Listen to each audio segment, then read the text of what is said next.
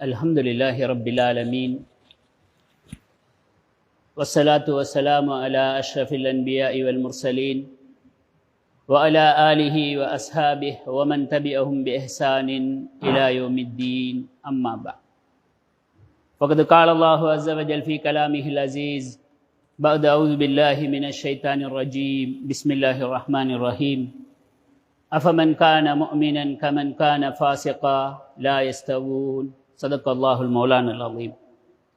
عن أبي هريرة رضي الله عنه قال قال رسول الله صلى الله عليه وسلم ما من مولود إلا يولد على الفطرة فأبواه يهودانه أو ينصرانه أو يمجسانه رواه البخاري ومسلم.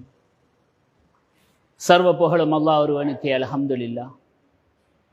ஸலவாத்தும் சலாமும் இறுதி தூதர் சய்யிதுல் முர்சலீன் ரஹ்மத்துல் லில் ஆலமீன் ஷஃபீஉல் முத்னிபீன் முஹம்மதுர் ரசூலுல்லாஹ் ஸல்லல்லாஹு அலைஹி வஸல்லம் அவர்கள் மீதும், அன்னாரை பின்தொடர்ந்த உத்தம சஹாபாக்கள், தாபியீன்கள், தபு தாபியீன்கள், கியாமத்து நாள் வரை வரக்கூடிய அல்லாஹுடைய நல்லடியார்கள் எம் அனைவர்கள் மீதும் உண்டாவதாக என வேண்டிக் கொண்டதன் பின்னால் புனித ஜும்மாவுடைய கடமையை நிறைவேற்றுவதற்காக வேண்டி அல்லாஹ்வுடைய இறை இல்லமாம் இம்மஸ்ஜிதுக்கு வருகை தந்திருக்கும் என் இஸ்லாமிய சகோதரர்களே, ஈமானிய நெஞ்சங்களே, ரப்புல் இஸ்ஸத் அல்லாஹு ஜல்ல ஜலாலுஹ் எவற்றையெல்லாம் தவிர்ந்து கொள்ளுமாறு அல் குர்ஆனின் மூலமாக ரசூலுல்லாஹி ஸல்லல்லாஹு அலைஹி வஸல்லம் அவர்களின் வாயிலாக எமக்கு கட்டளை பிறப்பித்திருக்கின்றானோ அவற்றையெல்லாம் முற்றுமுழுதாக தவிர்ந்து கொள்ளுமாறும், எவற்றையெல்லாம் எடுத்து நடக்குமாறு ஏவி இருக்கின்றானோ அவற்றையெல்லாம் முடிந்தளவு எடுத்து நடக்குமாறும் முதலில் எனக்கும் அடுத்ததாக உங்களுக்கும் நசீஹத் செய்கின்றேன். இத்தகுல்லாஹ், அல்லாஹ்வை அஞ்சிக் கொள்ளுங்கள் என வசியத்தும் செய்கின்றேன். கண்ணியத்துக்குரியவர்களே, நாம் ஒரு பரபரப்பான உலகத்தில் வாழ்ந்து கொண்டிருக்கிறோம். அனைத்து சாராரும் சரியான பிஸியாக இருக்கிறோம். சிறுவர்கள், ஆண்கள், வாலிபர்கள், பெண்கள், சமூக தலைவர்கள், படித்தவர்கள், படிக்காதவர்கள், வியாபாரிகள் என்று எல்லாரும் சரியான பிஸி. ஒரு பரபரப்பான உலகம். சில நேரம் எங்களோட பக்கத்தில் இருக்கிறவங்க யாரென்று கூட கவனிச்சு கொள்ள இயலாத, அல்லது அவங்களோட கடமைகள் என்ன, அவங்களோட உரிமைகள் என்ன, அவங்களுக்கு செய்ய வேண்டிய பொறுப்புகள் என்ன என்கிறத கூட நிதானிச்சு நின்று யோசிக்க முடியாத ஒரு பரபரப்பான உலகத்தில் வாழ்ந்து கொண்டிருக்கிறோம். கண்ணியமானவர்களே, எங்கட இந்த பிஸி அல்லது எங்கட இந்த பரபரப்பான ஷெடியூல் அல்லாஹு தாலா என் மீது நிர்ணயித்திருக்கின்ற, கடமையாக்கி இருக்கின்ற கடமைகளையோ அல்லது அல்லாஹு தாலா எமக்கு தந்திருக்கின்ற இலக்கையோ மாற்றி அமைக்காது. நாம் எவ்வளவு பிஸியாக வாழ்ந்தாலும் மரணத்தை சந்தித்தே தீர வேண்டும். மரணத்திலிருந்து யாரும் தப்பிக்கொள்ள முடியாது. நாம் எவ்வளவுதான் பெரிய நிலைகளில் இருந்தாலும் அல்லாஹு தஆலா என் மீது கடமையாக்கி இருக்கின்ற கடமைகளையும் கட்டளைகளையும் நிறைவேற்றித்தான் ஆக வேண்டும். உலகம் பிஸியாக இருக்குது அல்லது நவீனங்கள் கடந்து போகுதோ அதனால ஒரு ஹராம் ஹலாலாக மாறாது. அதனால அல்லாஹ்வுடைய ஒரு கட்டளை இல்லை என்று போகாது. கண்ணியத்துக்குரியவர்களே, கபரில் நாம் தனிமையில் கேள்வி கணக்கு கேட்கப்பட இருக்கிறோம். அல்லாஹு தாலா மனிதர்களை பார்த்து ஒரு செய்தி சொல்கிறான். யா அய்யுஹன்னாஸ், மனிதர்களே, இன்ன வஅதல்லாஹி ஹக்குன், அல்லாஹ்வுடைய வாக்குறுதிகள் உண்மையானது, சத்தியமானது, அதில் எந்த மாற்றமும் யாராலையும் செய்ய முடியாதது. சொல்லிவிட்டு அல்லாஹ் சொல்கிறான், ஃபலா தகுர்ரன்னகுமுல் ஹயாத்துத் துன்யா வலா யகுர்ரன்னகும் பில்லாஹில் கரூர். இந்த உலகத்தில் உங்களுக்கு இருக்கக்கூடிய வேலை வெட்டிகள் அல்லது நீங்கள் இருக்கக்கூடிய அந்தஸ்துகள் அல்லது நீங்கள் முன்னோக்கக்கூடிய சவால்கள் இருக்குது, இது உங்கள் அல்லாஹ்வுடைய வாக்குறுதிகளிலிருந்து ஏமாத்திடக்கூடாது. உங்களுடைய இலக்க நோக்க இருந்து மாற்றக்கூடாது என்ற ஒரு நசீஹத்தை அல்லாஹு தஆலா சொல்கிறார். எனவே கண்ணியத்துக்குரிய மேலானவர்களே, இன்று நாம் ஒரு பரபரப்பான உலகத்தில் வாழ்ந்து கொண்டிருக்கிறோம். ஆனால் நாம் அனைவரும் கவனிக்க வேண்டிய ஒரு முக்கியமான பகுதி இருக்குது. அதுதான் வளர்ந்து வரக்கூடிய எங்களோட அடுத்த ஜெனரேஷன், அடுத்த தலைமுறைக்கு நாங்கள் அல்லாஹுடைய தீனை என்ன நிலைமையில கொடுத்துட்டு போகிறோம். சந்தேகமே இல்லை, எங்களோட முன்னோர்கள் செஞ்ச தியாகம்தான் இன்று நாம் அனுபவிக்கிறோம். கண்ணியமானவர்கள், அது எதுவாக இருக்கலாம். ஒரு பெரிய மஸ்ஜிதை எடுத்துக்கொண்டாலும் உண்மையிலேயே அது 5 வருஷம் 10 வருஷத்துக்குள்ள கட்டப்பட்ட ஒரு மஸ்ஜிதாக இருக்காது. அதுக்காக எமது முன்னோர்கள் காணி வாங்கி, அதுக்காக எத்தனையோ தியாகங்கள் செய்து, அதுக்காக எத்தனையோ வக்ஃப் சொத்துக்களை தயாரித்து தந்துட்டு போனாங்க, இன்றைக்கு அனுபவித்து கொண்டிருக்கிறோம். கேள்வி என்னடா கண்ணியமானவர்களே, எமது அடுத்த ஜெனரேஷன், அடுத்த தலைமுறைக்கு நாம் இந்த தீனை எப்படி கொடுத்துட்டு போகிறோம்? சுப்ஹானல்லாஹ். ஒரு உண்மையான தகப்பன், ஒரு அல்லாஹுடைய கட்டளைகளை ஏற்றுக்கொண்ட ஒரு மனிதர், நாளைக்கு நான் அல்லாவை சந்திக்கணும் என்கிறத ஈமான் கொண்ட ஒரு மனிதருக்கு தான் மரணிக்கிற நேரம் தன்னுடைய மகனுடைய அக்கௌண்ட்டில் எவ்வளவு கொடுத்துட்டு போகிறேன் என்கிறது அல்ல முக்கியம்.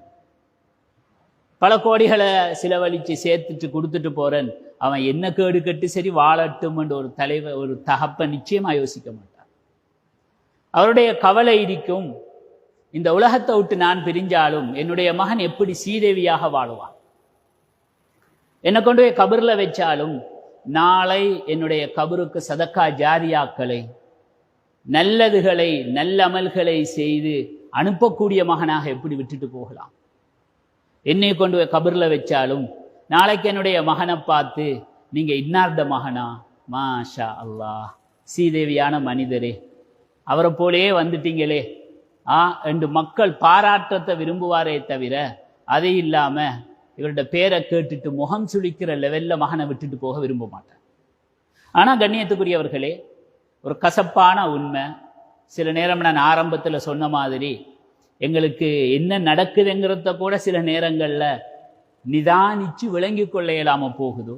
அதில் ஆக முக்கியமான ஒரு பிரச்சனை தான் எங்களோட அடுத்த ஜெனரேஷன் எப்படி வரப்போகிறாங்க, அவங்களுக்கு நாங்கள் எதை கொடுத்துட்டு போகிறோம். இன்றைக்கு சொல்கிறாங்க எல்லா குழந்தைகளும் சில 4 விஷயங்களில் பாதிக்கப்பட்டிருக்கலாம். அதில் ஒன்று சொல்லுவாங்க கலாச்சார சீர்கேடு, கல்ச்சரல் டிக்ளைன் என்று சொல்லுவோம். அந்த குழந்தைகளுடைய உடை வித்தியாசமாகிட்டு, நட வித்தியாசமாகிட்டு, அவங்களுடைய முடி வித்தியாசமாகிட்டு, அவங்களுடைய பொழுதுபோக்கு வித்தியாசமாக இருக்குது. சுப்ஹானல்லாஹ். கண்ணியத்துக்குரிய மேலானவர்களே, குழந்தைகள் சர்வசாதாரணமாக பெற்றோருடைய ஃபோனை எடுத்து காலத்தை கடத்திடுறான்.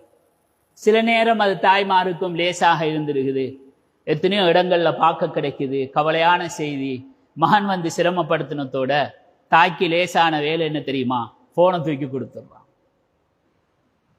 அந்த ஃபோனின் ஊடாக அந்த குழந்தை கற்பனை செய்ய முடியாத ஏரியாக்களை கடந்துட்டு, அதனால் அவங்களோட சிந்தனை சில நேரம், கண்ணியமானவர்களே, ஊர் தலைவர்கள், ஊர் சமூக பிரதிநிதிகள், படித்தோர்கள், முக்கியஸ்தர்கள், உலமாக்கள், பெற்றோர்கள் யோசிக்க வேண்டிய ஒரு முக்கியமான இடம், இந்த குழந்தைகள் இதே நிலைமையில போயிட்டு இருக்கிறாங்கன்னா இன்னொரு 10 வருஷத்துல எங்க போகிறாங்க, இன்னொரு 10 வருஷத்துல எங்க போகிறாங்கிறது நாங்கள் யோசித்து கண்டுபிடிக்க தேவையில்லை.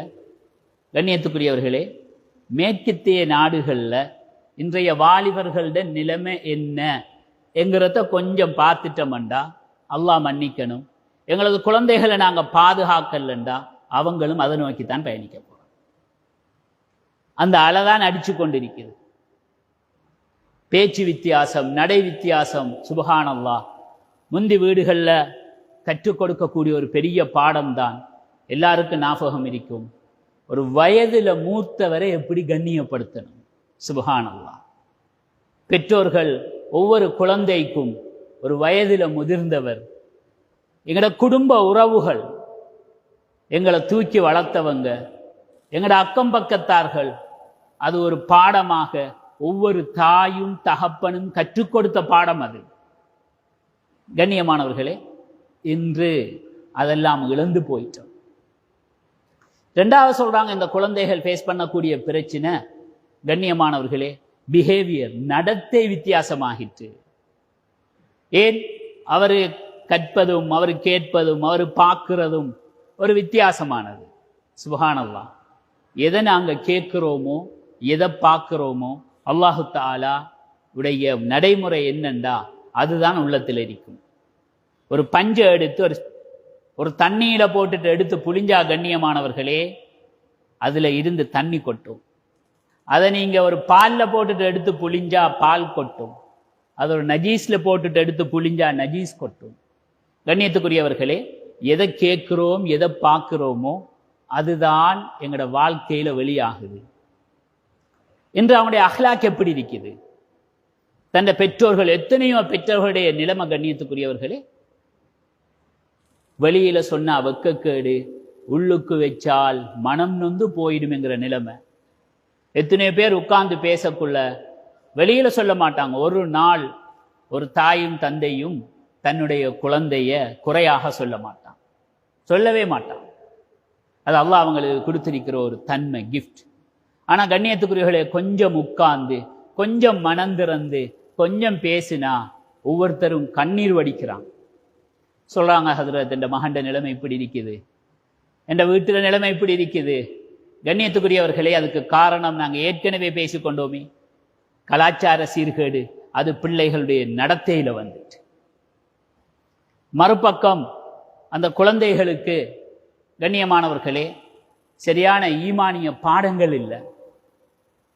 அதை கற்றுக்கொள்றதுக்கான வழிகளை ஏற்பாடு செய்யல. நாங்கள் எல்லாம் பிஸி ஆகிட்டோம். இதனால 3வது கட்டத்துக்கு போறாங்க, மன அழுத்தம். குழந்தைகள் சின்னவங்க. கவலையான செய்தி, முந்தி நாட்டில் 2 விஷயம் மிக குறைவாக முஸ்லிம் சமூகத்துக்குள்ள காண இயலுமாக இருந்துச்சு. அதை அல்லாஹ் அப்படியே மீட்டி கொண்டரணும். ஒன்று கண்ணியமானவர்களே, தற்கொலைங்கிறது நீங்க ஒரு 25-30 வருஷத்துக்கு முன்னுக்கு வரலாறு எடுத்து பார்த்தீங்கன்னா இந்த முஸ்லிம் சமூகத்துக்குள்ள இருக்கிறது. அல்லாஹு அக்பர். லட்சத்துல ஒன்று, 10 லட்சத்துல ஒன்று கூட இருந்திருக்காது. அல்லாஹு தாலா ஈமானுடைய பரக்கத்தால பாதுகாத்து வச்சு அவ்வளவு லேசாக அது இருக்காது. ஆனா கண்ணியத்துக்குரியவர்களே, இன்று அதை எத்தனையோ இடங்கள்ல காண்றோம். ஆண்களும் பெண்களும், சில சிறிய குழந்தைகள் கூட. காரணம், அங்க ஏற்பட்ட கலாச்சார சீர்கேடு, அது நடத்தையால வெளியாகி கண்ணியத்துக்குரியவர்களே அது மன அழுத்தத்தில் கொண்டு போய் விடு. 2வது விஷயம், இந்த சமூகத்தில் நாம காண கிடைக்காத ஒன்று, அல்லாஹ் அதை அப்படியே மீட்டணும். முர்த்தத்தாகி போறது, இஸ்லாத்தை விட்டு போறதுங்கிறது கண்ணியமானவர்களே ஒரு 25-30 வருஷத்துக்கு மேல் எடுத்து பாருங்க, இந்த இஸ்லாமிய சமூகத்துல பதிவில்லை, பதிவாக இல்லை, மிக குறைவு. ஹிஸ்டரியில் ஒரு இடத்துல படிச்ச ஞாபகம் இருக்குது. வெள்ளக்காரர்களாம் இந்த நாட்டுக்கு வந்துட்டான், மிஷனரிஸ் வேலை செய்யறாங்க. சொல்றாங்க, இதுல நீங்க முதல் வேலையாக இந்த மக்களை நீங்க மதம் மாத்துங்க, கிறிஸ்துவர்களாக மாத்துங்க. கண்ணியத்துக்குரியவர்களே, இங்க இருந்த கவர்னர் வெளிநாட்டுக்கு எழுதிய கடிதம் இருக்குது. அதுல அவர் சொல்றார், எல்லா மதங்களை சேர்ந்தவர்களையும் பெருமளவில் மாற்றி விட்டோம், ஆனால் இஸ்லாமியர்களிடம் மட்டும் அது சாத்தியமில்லை. சொல்றார், இஸ்லாமியர்களை பொறுத்தவரையில தொழாம இருப்பான், சில நேரம் பாவம் செய்வான், ஆனா படைச்ச ரப்ப தன்னுடைய மார்க்கத்தை விட்டுட்டு வெளியே போறேங்கிறது முஸ்லிம்களிடம் காண முடியாமல் இருக்கிறது என்று எழுதிய வரலாற்று கடிதம். கண்ணியத்துக்குரியவர்களே, இந்த இஸ்லாமியர்கள் அதுல சிக்கல்ல. ஆனா இன்றைக்கு எவ்வளவு கவலையான விஷயம்டா, சில பத்திரிகைகளை பார்க்கிற நேரம் கண்ணியமானவர்களே எத்தனையோ பேர்கள் இருக்கு. கேள்வி என்னன்னு சொன்னா, இதே நிலைமையில எங்கட அடுத்த ஜெனரேஷன் நாங்க விட்டுட்டு போனா இன்னொரு 20 வருஷம் 25 வருஷத்துல அவங்க காண்ற உலகம் எப்படி இருக்கும்? ஒரு 30 வருஷத்துக்கு முதல், ஒரு 40 வருஷத்துக்கு முதல் ஒரு பாவம் அண்டு செய்யணும் என்று நினைச்சாலும் கூட அவ்வளவு லேசா பாவத்தை செய்ய இயலாது. உதாரணம், ஒரு படம் ஒன்று பார்க்கணும் என்று நினைச்சிட்டா, கண்ணியமானவர்களே தியேட்டருக்கு போகணும், போலின்ல நிக்கணும், டிக்கெட் வாங்கணும். அந்த காலங்கள்ல ஒரு தியேட்டர்ல போய் ஒரு படம் பார்க்கிறேங்கிறது சுபஹான் அல்லாஹ் சமூகத்துல பாரிய குற்றமாக பார்க்கப்பட்டுச்சு. கண்ணியத்துக்குரியவர்களே, பாரிய குற்றமாக பார்க்கப்பட்டுச்சு. யாராவது ஒருவர் தியேட்டருக்கு போய் வாரார் என்று சொன்னா அவரை சமூகமே ஒதுக்கி வச்சிச்சு. இவன் பட தியேட்டருக்கு போறவன், அவன் ஒரு நல்ல மனுஷன் இல்லை, தன்னை குழந்தைகளுக்கு நசிகை செய்வாங்க, அவனோட சேர்ந்துட வானாம். கண்ணியமானவர்களே, இன்று நிலைமை என்னண்டா, யாருமே தியேட்டருக்கு போறதில்லை. காரணம் ஒவ்வொருத்தருடைய பொக்கெட்லையும் 2 தியேட்டர் இருக்குது. பேர் வேணுமெண்டா மாற்றி வச்சிருக்கிறோம். சில நேரம் வீட்டில் குழந்தை ஓய்வு எடுக்குதுன்னு நினைக்கிறோம். கண்ணியமானவர்களே, அந்த குழந்தை எங்கேயோ போயிருக்குது. அடுத்த பிரச்சனை, எங்களோட குழந்தைகள் முன்னோக்கக்கூடிய அடுத்த பிரச்சனை தான் உடல் ரீதியான பிரச்சனை. ஹெல்த், சுகதேகையான வாழ்க்கை இன்றைக்கு குறைஞ்சு கொண்டு போகுது. பரபரப்பான உலகத்தில் வாழ்றதுனால நாங்கள் எங்களோட குழந்தைகளுக்கு எதை கொடுக்கிறோம்? கொடுக்கக்கூடிய உணவெல்லாம் ஹெல்த்தியானது தானா, சுகமானது தானா, அல்லது பசிச்சுதண்டு மகன் கேட்டான் எனக்கு லேசாக தூக்கி கொடுத்தேனா? கண்ணியத்துக்குரியவர்களே, இந்த நாளும் இன்றைக்கு முஸ்லிம்கள் மட்டுமல்ல எந்த சமூகமும் முன்னோக்கக்கூடிய பிரச்சனை. கலாச்சார சீரழிவு இருக்குது, நடத்தைகள் மாறி இருக்குது, மன அழுத்தம் இருக்குது, ஒரு நோயுள்ள வாழ்க்கை. கண்ணியமானவர்களே, இந்த நிலையில நாங்க விட்டு போனோம்டா எங்களோட சமூகத்தை, எங்களோட வாலிபர்களை, நாளைக்கு அவங்களோட நிலைமை என்னையா இருக்கும்? சரி, இதுக்கு என்ன தீர்வு காணலாம்? இந்த தீர்வை நாங்க அழகாக ரசூலுல்லாஹி ஸல்லல்லாஹு அலைஹி வஸல்லம் அவர்களுடைய வாழ்க்கை வழிமுறையில இருந்து, குர்ஆன்ல இருந்து பிராக்டிக்கலாகவே காணலாம். சில மருந்து இருக்குது, தயாரிச்சுட்டு சொல்லுவாங்க, இங்க பாருங்க இந்த மருந்தை கண்டுபிடிச்சிருக்கிறோம். ஆனா அதே நீங்க டாக்டர்கிட்ட போய் சொன்னீங்கண்டா, நான் மருந்தை பாவிக்கிறேன் டாக்டர், ஆனா சுகம் இல்லை, எனக்கு சுகமாகாட்டி நீங்க எனக்கு 50 லட்சம் ரூபா தருவீங்களாண்டா ஏசி அனுப்பிடுவார். விருப்பமாண்டா பாவி, இல்லாட்டி எழுப்பிட்டு போ. அதுக்கு நானே இப்படி கேரண்டி உத்தரவாதம் தாரோம். ஆனா கண்ணியத்துக்குரியவர்களே, குர்ஆனும் ஹதீஸும் எந்த நிலைமையில இருந்தாலும் தங்களை பாதுகாத்துக் கொள்றதுக்கான மருந்து தந்திருக்கு. இப்ப நான் வரலாறு சொல்றேன். நாங்க அடிக்கடி சொல்லுவோம் ஜாஹிலியத்து காலம். அதுக்கு நாங்க வேணுமெண்டா மொழிபெயர்த்திடலாம், மடமை காலம் என்று தமிழ்ல மொழிபெயர்க்கலாம், அவ்வளவுதான். ஆனா உண்மையிலேயே ஜாஹிலியத் என்கிற அந்த வார்த்தைய உலமாக்கள் என்ன எழுதுறாங்கண்டா, ரசூலுல்லாஹி ஸல்லல்லாஹு அலைஹி வஸல்லம் அவங்க வர முதல் இந்த உலகம் எப்படி இருந்துச்சோ அந்த நிலைமைக்கு தான் ஜாஹிலியத்துங்கிறது. அப்ப வெறுமனே மடமை என்றா எழுத தெரியாது, படிக்க தெரியாதல்ல. ரசூலுல்லாஹி ஸல்லல்லாஹு அலைஹி வஸல்லம் அவங்க வர முதல் இந்த உலகம் இருந்த நிலைமையை ஆய்வு செஞ்சு உலமாக்கள் வரலாற்று ரீதியில் எழுதுறாங்க. 4 விஷயத்துல இந்த சமூகம் அப்படியே, அந்த அரபிகள் ரசூலுல்லாஹி ஸல்லல்லாஹு அலைஹி வஸல்லம் வர முதல் அப்படியே வீழ்ச்சி அடைஞ்சிருந்தாங்க, எடுக்கிறதுக்கு இல்லை. முதலாவது கண்ணியமானவர்களே, படைச்ச ரப்ப தெரியாது. யாரு படைச்ச? நான் இவ்வளவு தானாக நான் வந்தேனா? திடீரென்று வரக்குள்ள ஒரு ஆள் சொல்றாரு, என்ன நான் வரக்குள்ள அப்படியே காட்டுக்குள்ள அப்படியே பெரிய மாளிகைன்னு எழும்பிச்சு, அதுல இப்படியெல்லாம் ஃபெசிலிட்டிஸ் வந்துச்சு, நான் பார்த்து நிக்கக்குள்ள இப்படி நடந்துச்சுன்னு சொன்னா அடுத்தவர் என்ன சொல்லுவார்? பாவம், சோமில்ல போல இருக்குது, நல்லா தான் இருந்தார், நேற்று காய்ச்சி கொண்டு இருந்துட்டு போனா என்ன நடந்துச்சு தெரியாது. கண்ணியமானவர்களே, இவ்வளவு ஞாமத்துக்கள் உள்ள மனிதன் படைச்ச ரப்ப தெரியாது என்கிற ஒரு நிலைமையில் அந்த மக்கள் வாழ்ந்தான். அதாவது மார்க்கம் இருக்கல்ல. 2வது சொல்றாங்க, அந்த மக்கள் பொருளாதாரத்துல ரொம்ப பலகீனம். பொருளாதாரத்துல பலகீனம் என்றதோட கண்ணியமானவர்களே, சாப்பிட வழி இல்லைன்னு யோசிக்க வேணாம். பொருளாதாரத்துடைய பலகீனம் உருவாகுவதே ஹராமான முறையில சம்பாத்தியம். எப்போ ஒரு மனிதன் ஹராத்துல கை வைக்கிறான், அல்லாஹு தாலா தடுத்ததுல கை வைக்க ஆரம்பிக்கிறான், அல்லது மற்றவங்களை சுரண்டி அநியாயம் செஞ்சு அவனை கீழே போட்டு வாழ ஆரம்பிக்கிறான்டா, அந்த பொருளாதாரம் வெளியில அப்படியே எழும்பினாலும் பிரச்சனை இல்லை, அது பலகீனம் தான். எப்படி நெருப்பு அப்படியே புஸ்ஸாகி கடைசியில் இல்லாம போயிடுமோ, இழந்துட்டு போயிடுவார். அந்த மக்கள்கிட்ட காணப்பட்டுச்சு பொருளாதாரத்திலே பிரச்சனை. 3வது சொல்றாங்க, அந்த காலத்துல இருந்தது பிரயோஜனமான அறிவிரிக்கல்ல, இல்முன் நாஃபியா, பிரயோஜனமான அறிவிரிக்கல்ல. கண்ணியமானவர்களே, 4வது ஒழுங்கான சமூக கட்டமைப்பு இருக்கல்ல.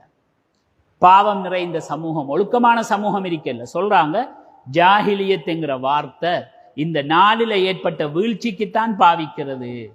அப்படி என்று பார்த்தா கண்ணியத்துக்குரியவர்களே, இன்றைக்கு நாங்க ரசூலுல்லாஹி ஸல்லல்லாஹு அலைஹி வஸல்லம் அவங்க வார நேரம் இருந்த ஜாஹிலியத்தை விட எத்தனையோ மடங்கு கீழே இருக்கிறோம்.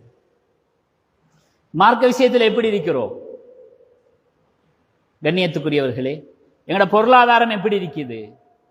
எங்கட கல்வி உண்மையிலேயே பிரயோஜனமான கல்வி தானா? அது மற்றவனுக்கு ஒரு பிரயோஜனம் கொடுக்கறது தானா? அல்லது தனக்கு 4 மெட்ரி பணத்தை சம்பாதிக்கிற கல்வியா இருக்குதா? அடுத்த சமூகம் எப்படி போகுது? அல்லாஹ் பாவங்கள் எப்படி நிறைஞ்சிருக்குது? கண்ணியத்துக்குள்ளே தீர்வு என்ன? ரசூலுல்லாஹி ஸல்லல்லாஹு அலைஹி வஸல்லம் ஈமானோட அல்லாஹுடைய தொடர்பை உண்டாக்கணும். இந்த ஈமான் என்கிறது அல்லாஹு தாலா எங்களுக்கு தந்திருக்கக்கூடிய ஆகப்பெரிய நியாமத். அல்லாஹ்வுடைய தொடர்பு, படைச்ச ரப்போட இவனுக்கு வாழ்க்கையில அல்லாஹ்வை விளங்கி கொண்டான், அல்லாஹ்வுடைய கட்டளைகளை வாழ்க்கையில எடுத்துக்கொண்டான். எந்த நிமிஷமும் என்னுடைய ரப்பு என்ன பார்த்து கொண்டிருக்கிறான், நான் அல்லாஹ்வுக்கு பதில் சொல்லி ஆகணும். கண்ணியமானவர்களே, தக்குவா என்று சொல்லுவோமே, இறையச்சம். நாங்கள் அதை வேணுமெண்டா இறையச்சம் என்று மொழிபெயர்க்கலாம். ஆனால் உலமாக்கள் தக்குவாக்கு என்ன தெரியுமா சொல்றாங்க? ஒரு மனிதனுடைய வாழ்க்கையில அவனுடைய எந்த செயலாக இருந்தாலும் சரி, சின்னனோ பெரிசோ, குடும்பமோ சமூகமோ, இரவோ பகலோ, எந்த நேரமும் அது தான் செய்யக்கூடிய செயலுக்கு அல்லாஹ் கிட்ட பதில் சொல்லி ஆகணும் என்கிற உணர்வு ஏற்படுகிறதான் தக்குவா. இந்த தக்குவாவுடைய வாழ்க்கையை ரசூலுல்லாஹி ஸல்லல்லாஹு அலைஹி வஸல்லம் சஹாபாக்களுக்கு உருவாக்குறான். ஆகவும் எல்லாத்திலையும் பணிவாக இருந்த சமூகத்தை ஸல்லல்லாஹு அலைஹி வஸல்லம் மீட்டி எடுக்கிறதுக்கு பாவிச்சது அல்லாஹ்வுடைய மகத்துவத்தை, அல்லாஹ்வுடைய குதரத்தை, அல்லாஹ்வுடைய வல்லமையை, அல்லாஹ்வுடைய சக்தியை, அல்லாஹ்வுடைய வாக்குறுதியை அந்த சஹாபாக்களுடைய உள்ளத்துல ஸல்லல்லாஹு அலைஹி வஸல்லம் போடுறான். போட்டு போட்டு போட்டு கண்ணியமானவர்களே, வரலாற்றிலேயே அப்படி ஒரு கூட்டம் இல்லைன்னு சொல்ற அளவுக்கு இருந்தவங்களை ஸல்லல்லாஹு அலைஹி வஸல்லம் அல்லாஹுடைய உதவியோடு எப்படி மாத்துறாங்க தெரியுமா? ரலியல்லாஹு அன்ஹும் வரது அன். அல்லாஹு தாலா அவர்களை பொருந்தி கொண்டான், அல்லாவும் பொருந்தி கொண்டார்கள் என்கிற சர்டிபிகேட், நற்சான்றிதழ் அல்லாஹ் தன்னுடைய கலாமுல கொடுத்திருக்கிறான். இது கியாமத்தினால் மட்டும் இருக்கும். இந்த உலகம் எத்தனை 1000 வருஷம் வாழ்ந்தாலும் பிரச்சனை இல்லை, அந்த சஹாபாக்களுக்குரிய நற்சான்றிதழ் இருக்கும். சுப்ஹானல்லாஹ். ஹைருல் குரூனி கர்னி சும்மல்லதீன யலூனஹும் சும்மல்லதீன யலூனஹும். ஸல்லல்லாஹு அலைஹி வஸல்லம் ஹதீஸ்ல சொல்றாங்க, இந்த முழு உலகத்திலேயே சிறந்த ஒரு நூற்றாண்டு எனது நூற்றாண்டு. அதுக்கு பிறகு வரக்கூடிய இன்னும் 200 300 நூற்றாண்டுகள். கண்ணியத்துக்குரியவர்களே, வீழ்ச்சி அடைஞ்சிருந்துச்சு. அந்த வெற்றிக்கு காரணமாக அல்லாஹு தாலா அல்லாஹுடைய தொடர்பை சீராக்கினார். இன்றைக்கு எங்களோட குழந்தைகளுக்கு நாங்கள் எதை கொடுத்தாலும் அல்லாஹ்வை படிச்சு கொடுக்காட்டி, அல்லாஹ்வுடைய தொடர்பை சீராக்காட்டி, அந்த குழந்தைகளுக்கு சுஜூதிலையும் திலாவத்திலையும் திக்ர்லையும் இன்பத்தை ஏற்படுத்தி கொடுக்காட்டி, கண்ணியமானவர்களே, எங்களோட குழந்தைகளுக்கு எந்த உத்தரவாதமும் கிடையாது. கொஞ்சம் நிதானமாக யோசிங்க. இன்றைக்கு உலகத்தில் நடக்கக்கூடிய பயங்கரங்கள், பாவங்கள், சிலது நாங்க தனிநபராக நாங்க யோசிச்சு தவிர்க்க முடியாது. சில மேற்கத்திய நாடுகள்ல 13 வயசு குழந்தைக்கு பாலியல் கல்விய பாடசாலையில கற்றுக் கொடுக்கிறோம். அதுல எந்த மாற்றம் யாராவது இல்லைன்னு சொல்ல இயலாது, பாடசாலைக்கு அனுப்ப இயலான்னு சொல்ல இயலாது. பிள்ளைகளை கொண்டு போயிடுவாங்க. கண்ணியத்துக்குரிய மேலானவர்களே, இந்த அலை நாளைக்கு எங்கட நாட்டுக்கு அடிச்சா எங்கட குழந்தைகள் எப்படி பாதுகாக்க போறோம்? ஏற்கனவே அடிக்கிற அலையிலேயே நாங்கெல்லாம் இழந்து அப்படியே எங்கேயோ போய் சின்ன பின்னமாகி சில நேரங்கள்ல குழந்தை வளர்ப்புங்கிறது பிறந்ததுக்கு வளர்ந்துட்டு போகிற நிலைமையில வந்துட்டு. அப்படி இல்லை கண்ணியமானவர்களே, அப்படி அல்ல. நாளை அந்த குழந்தைகளை அல்லாஹுடைய தொடர்புள்ளவர்களாக வளர்த்தா எவ்வளவு பெரிய சேலஞ்சஸையும் ஃபேஸ் பண்ணுவோம். ஈமான் வந்துட்டால் அல்லாஹு தாலா பாவங்கள்ல இருந்து எவ்வளவு பெரிய பாவமாக இருக்கலாம். நான் ஏற்கனவே ஓதிய ஆயத்தில் அல்லாஹ் சொல்றான், அஃபமன் கான முஃமினன் கமன் கான ஃபாசிகா லா யஸ்தவூன். கேட்கிறான், ஒரு முஃமினும் பாவியும் சமமாவார்களா? ஒரு முஃமின் ஒருவனுக்கு ஈமான் வந்துட்டேன்னு சொன்னா அவன் பாவத்தின் பக்கம் நெருங்கவே மாட்டான். சஹாபாக்கள் ரசூலுல்லாஹி ஸல்லல்லாஹு அலைஹி வஸல்லம் அல்லாஹுடைய அந்த தொடர்பை ஏற்படுத்த முதல் அதிகமாக அவங்களோட காலங்கள் அவங்களோட வளமையில இருந்தது தான் சொல்லுவாங்க, குடிக்கக்கூடிய பழக்கம். உலகத்துல 2 பாவம் இருக்குது. அந்த 2 பாவத்திலையும் கை வச்சவன் அவ்வளவு லேசா வெளியே வர மாட்டான். கண்ணியமானவர்களே, ஒன்று சொல்லுவாங்க போதை. அதை இன்றைக்கு எங்கட சமூகம் அனுபவிச்சு கொண்டு. அல்லாஹு அக்பர். கண்ணியமானவர்களே, வேணுமெண்டா ஒருக்கா 2 தரம் 3 தரம் 5 தரம் ஒரு சூனுக்கு, ஒரு இன்ட்ரெஸ்டுக்கு, ஒரு என்ஜாய்மெண்ட்டுக்கு குடிச்சிருப்பார். அதுக்கு பிறகு அவர் குடிக்கிறது எதுக்கு தெரியுமா? அந்த வேதனையிலிருந்து தன்னை மீட்டிக்கொள்ள இயலாது. அந்த வேதனையிலிருந்து தன்னை மீட்டிக்கொள்ள இயலாது. கண்ணியத்துக்குரிய மேலானவர்களே, போதையில கை வச்சவன் அவ்வளவு லேசா கலட்டேலாம். ரெண்டாவது சொல்லுவாங்க, அல்லாஹ் பாதுகாக்கணும், ஜினாவுடைய தொடர்பு. நீங்க பாத்தீங்கன்னு சொன்னா இந்த ரெண்டு பாவத்தையும் குர்ஆன் ஹதீஸ் ஆய்வு செஞ்சீங்கண்டா அல்லாஹு தஆலா ஏனைய பாவங்களை செய்யாதென்று சொல்லியிருப்பான். உதாரணமாக, புறம் பேசாத, ஆனா ஜினாண்டு வரக்குள்ள லா தக்ரபு ஜினா, நெருங்காத. நீ நெருங்கினா கூட வெளியே வர்றது கஷ்டம். கண்ணியத்துக்குரியவர்களே, ஆனால் சஹாபா ரிதுவானுல்லாஹி அலைஹிம் அஜ்மாயின் ரசூலுல்லாஹி ஸல்லல்லாஹு அலைஹி வஸல்லம் புனித தீனுல் இஸ்லாத்தை கொண்டு வந்து அல்லாஹுடைய தொடர்பை, ஈமான அவங்களுக்கு கற்றுக் கொடுக்க முதல் குடிக்கக்கூடிய பழக்கத்துல திளைச்சு போயிருந்தான். ஆனா எப்ப ஈமானிய உணர்வு வந்துச்சோ, கண்ணியத்துக்குரியவர்களே, வரலாறு சொல்லுகிற விட முடியாது என்ற பாவத்தை கூட மிக லேசாக தூக்கி வீசினான். 1960கள் என்று நினைக்கிறேன், ஐரோப்பாவில் ஒரு சட்டம் கொண்டு வந்தாங்க, யாரும் குடிக்க கூடாது. வரலாற்றுல படிக்கலாம் நீங்க. இந்த சட்டம் கொண்டு வந்ததுக்கு பிறகு கண்ணியமானவர்களே, வெறுமனே ஒரு வருஷத்துல அந்த சட்டத்தை இல்லாமாக்கிட்டான். என்னடாண்டு பார்த்தா, எப்ப சட்டம் கொண்டு வந்து குடிக்க கூடாண்டாங்களோ அண்டையில இருந்து வீடுகள்ல கள்ளச்சாராயங்கள் காய்ச்சி குடும்பத்தோட குடிக்க ஆரம்பிச்சுட்டான். சொல்றாங்க, இன்று கூட அந்த நாடுகள்ல குடும்பமாக குடிக்கக்கூடிய பழக்கம் அந்த தடை செஞ்ச ஆண்டிலிருந்து உருவானதாக எழுதுறான். ஆனா கண்ணியத்துக்குரியவர்களே, இது வெறுமனே ஒரு வருஷம் குடிச்சவங்க அல்ல. அந்த அரபிகள் ஸல்லல்லாஹு அலைஹி வஸல்லம் அங்க வர முதல் அவங்களோட வாழ்க்கையே குடிதான். சுப்ஹானல்லாஹ்.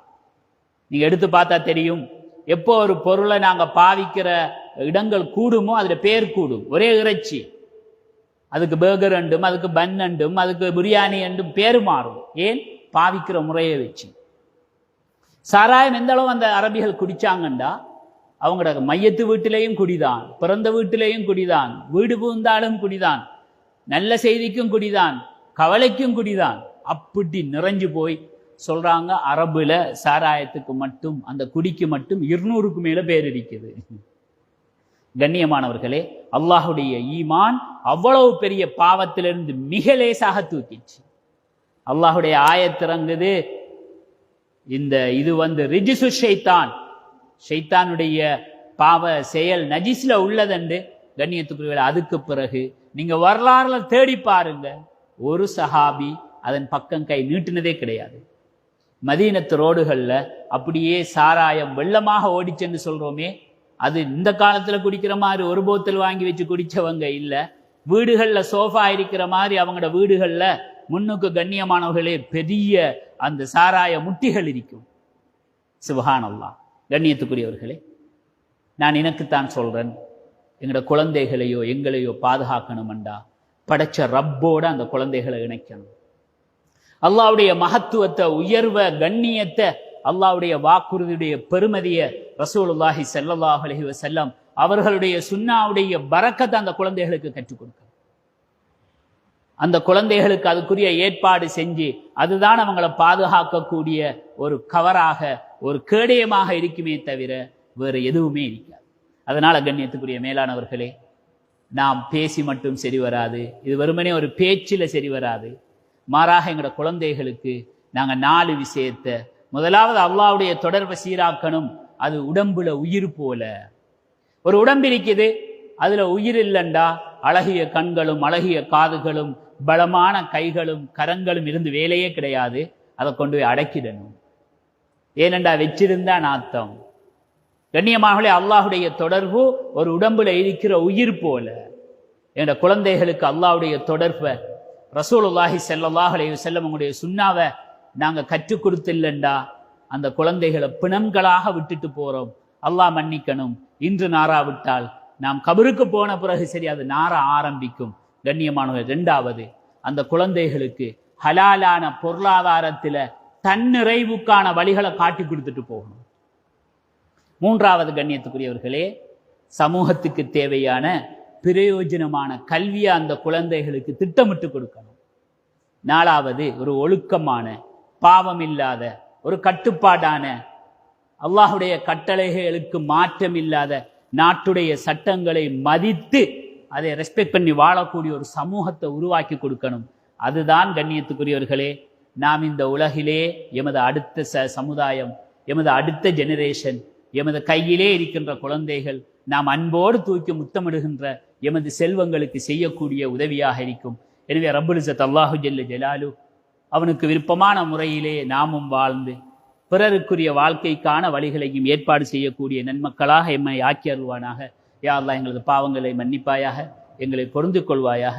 யா அல்லாஹ் எங்களுக்கு சுவர்க்கத்தை வாஜிபாக்குவாயாக, அதற்குரிய நல்லமல்கள் செய்யக்கூடிய பாக்கியத்தை தருவாயாக, நரகத்தை எங்களுக்கு ஹராமாக்குவாயாக. யா அல்லாஹ் அதற்குரிய முறையிலே வாழ்க்கையை நமக்கு தௌஃபீக் செய்வாயாக, எங்களோட துஆக்களை ஏற்றுக்கொள்வாயாக.